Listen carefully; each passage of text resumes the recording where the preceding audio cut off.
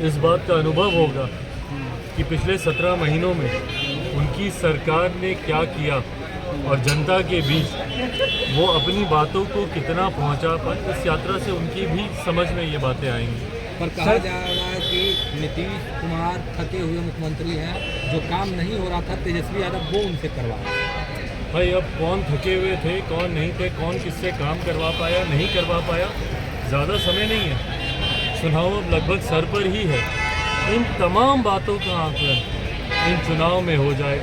जनता से बड़ा तो और कोई नहीं है इन बातों का फैसला लेने के लिए। तो जब हम लोग चुनाव की दहलीज पर हैं तो कौन थके हुए हैं, किसने कार्य किया, किसने कार्य नहीं किया, 17 साल में क्या हुआ, 17 महीने में क्या हुआ, 35 सालों में क्या हुआ, क्या नहीं हुआ, इन तमाम बातों का आकलन जनता के द्वारा इसकी समीक्षा की जाएगी और परिणाम भी जल्द सामने आ ही जाएंगे। आपने 11 प्रभारियों की सूची जारी की है, क्या ये डायरेक्टली मैसेज है एनडीए और बीजेपी को? Of course not. किस बात का मैसेज देना है कि 11 सीटों पे आपको? Of course not. ये 11 वो सीटें हैं जो डेफिनेटली, देखिए जब आप नेगोशिएशंस करते हैं, जब आप सीट शेयरिंग पे जब आप चर्चा करते हैं, बातें करते हैं, तो आप बफर भी रखते हैं। ये नहीं तो इसके बदले ये नहीं तो इसके बदले ये।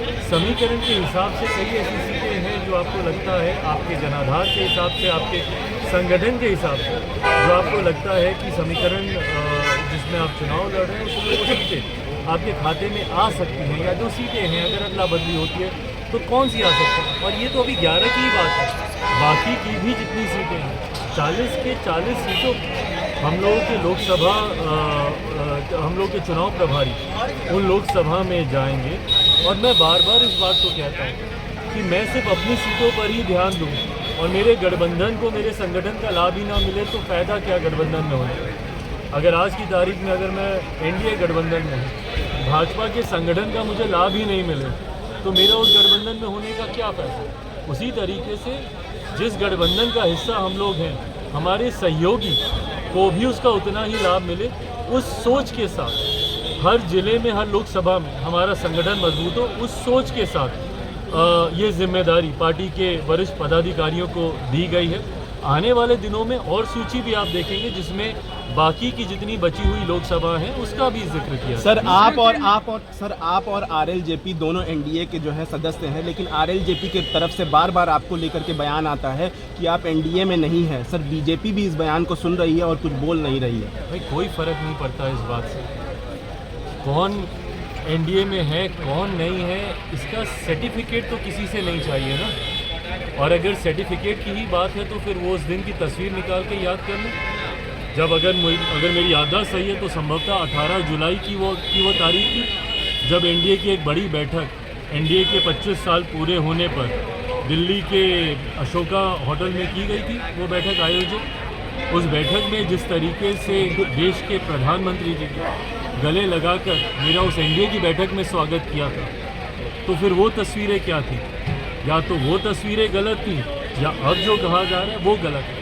हैविंग सेड इट ऑल, हम लोग चुनाव में हैं और चुनाव में मुझे लगता है इस तरीके की टीका टिप्पणी से गठबंधन को ही नुकसान होता है। मैं अपने तमाम सहयोगियों से ये आग्रह करूँगा कि चुनाव का समय है, एकजुट होकर चुनाव लड़ने का लक्ष्य हम लोगों को साधना चाहिए। जनता की बातों को लेकर, जनता के भविष्य को लेकर मैं बिहार फर्स्ट, बिहारी फर्स्ट को लेकर चुनाव में जाऊंगा।